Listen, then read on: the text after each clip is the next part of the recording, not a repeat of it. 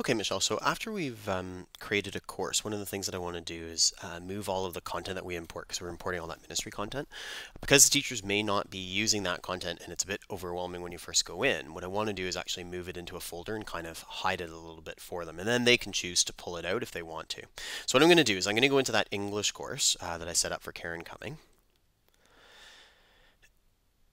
And you can see, so here's all this stuff. This is all the things that we imported. But as a blended learning teacher, she may or may not be using that content. She may or may not be doing To Kill a Mockingbird or The Merchant of Venice. So we need to hide that stuff for her. So we're inside of her course. I know I'm in her course because I can see her course code up at the top here. And I've got the basic navigation bar that I'd set up. So what I want to do is I actually want to edit the content. So I'm going to click on Content. And you can see here's all the stuff that we imported in from the ministry, and it's a crap load of stuff. So what we're going to do is we're going to make a new module. A module is this heading here. So course information, that's a module. Student information, that's a module. And then you dump information into the module.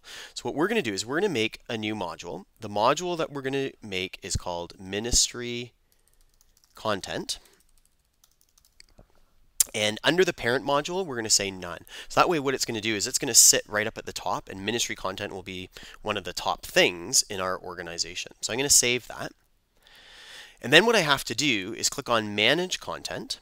And what I want to do is click beside each module name. So course information is a module name. There's a pencil. Click on the pencil. And what we want to do is change the parent to be ministry content. So now the course information is going to fall under ministry content, and I'm going to save that and then go back to manage content. And this is tedious, but you can see now that that first one's gone. Now I've got student information. So if I click on the pencil, I can change that to ministry content and save it. Go back to manage content. Now I've got unit 1. So I'm going to click on the pencil, change the parent to ministry, and save. And then once it's saved, go back to Manage Content. Now I'm going to keep doing that until I've done all of the units.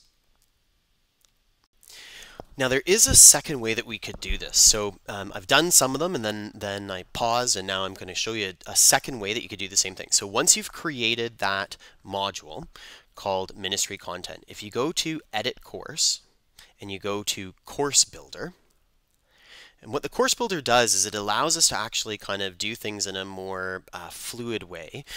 When you get to the Course Builder, you might have a screen that comes up that asks you if you want to start, and so you would just click on Start. But you can see here's the main course, English. Here are the units that I haven't yet moved to ministry content, and then here's that ministry content. And if I click on the little plus sign, I can see all of the units that I've already moved into ministry content.